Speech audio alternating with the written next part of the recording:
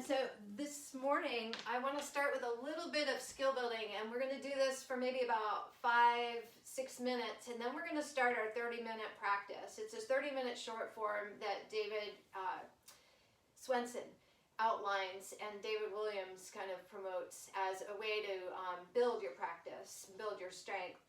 Today's skill building is on the step up from downward facing dog into warrior one. And raise your hands if that's ever been an issue in trying to keep in the flow. It's kind of daunting. So today we're going to use 2 blocks. So if you have your blocks, go grab them and put them at the top of your mat. And these blocks are going to be extensions of our hands, because one of the things you'll notice when you're stepping up into warrior one is the hands want to lift up to make room for your core to work. So we're going to extend the arms so we can focus on the core this morning. So let's come into all fours. Do you want us to mute? I think that's probably a good idea, but if you have a question, feel free to unmute and ask your question while we're doing this. Okay. So I'm setting my blocks on the low setting, and I'm putting myself into kind of a square like for cat-cow. I'm also tucking my toes. In the morning, it's a nice way to zhuzh up your energy. So shoulders over the wrist, hips over the knees, lengthening. On the inhale, tip your pelvis so your sit bones are pointing up. And on your exhale, tip them down. And feel the arch and the rounding of your spine. We don't want to do anything before warming up, so this will be a nice warm-up for us. Coordinate that with your breath. So feel the breath drawing in with the tip up of the sit bones. And feel the breath flowing out with the rounding of the back. Let's do that 3 more times. Inhale. And exhale.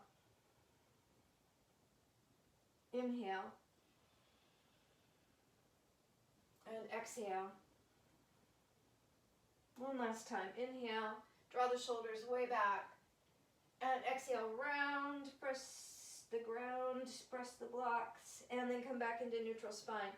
Walk your knees back about 2 inches. So you're not directly in front of the hip crease here. Tucking the toes, rise up into a downward facing dog.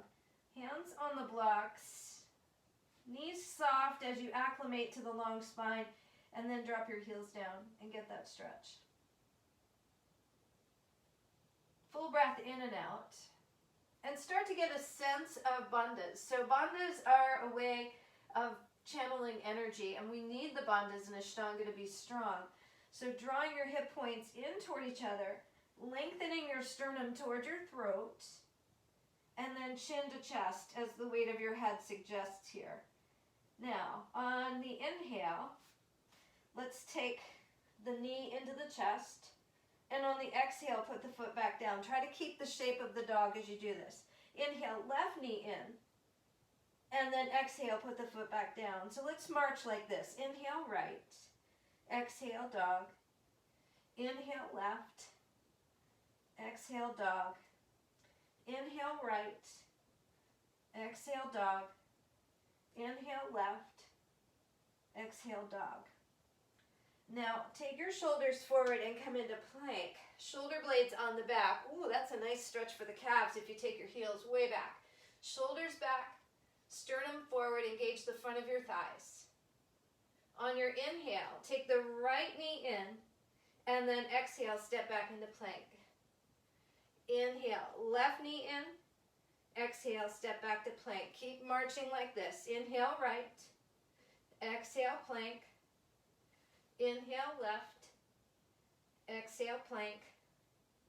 Inhale, right. Exhale, plank. Inhale, left. Exhale, plank. Looking forward. Heels back, heart forward, shoulders back. Melt your knees down. Sit back in anywhere that's comfortable for you and shake out your hands. Ooh, are we feeling warm? That gets right into the gist of all of that. So the next thing is we're going to practice stepping up. And I'm going to show you without the blocks, because there's this tendency for the heel of the hand to uproot. So if we come in from downward facing dog, bringing the knee into the chest and stepping the foot forward to get the foot really close, there's this tendency to lift the heel of the hand, if you can see my hand doing that. So if we lift the hands up, then we can avoid breaking our core, and we can focus on stepping the foot forward. Now there's no shame in helping your foot forward, but if you want to progress from that, you have to do the core work. So I'm coming back into downward facing dog. And then stepping the right knee into the chest. So here, I want you to press down, round your back as much as you can, chin into the chest. And then hinging your knee, just step the foot forward and put it down. And then you can step back to downward facing dog. Try that on both sides. Take your time, keep breathing, that nice strong ujjayi breath that we were building up in those core marches. Round your back as much as you can as you bring the knee into your chest. And then it's a hinge of the knee, so the foot swings forward and then touches the mat. When we're closer to the ground, the foot skids on the mat, and it makes it difficult to practice the follow-through to put the foot down. Let's try that one more time. So, knee in, hinging, place the foot, spin the back heel down, and then reaching your arms out wide, and then up as you lift the belly into warrior one.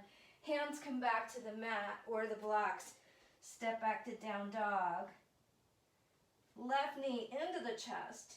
Round up. Bring your shoulders as much forward as you can over the hands, and then hinging, place the left foot, spin the right heel down, hands come out wide, lifting all the way up, warrior one. Exhale, hands back to the blocks, stepping back to plank, stretching into up dog, and resting.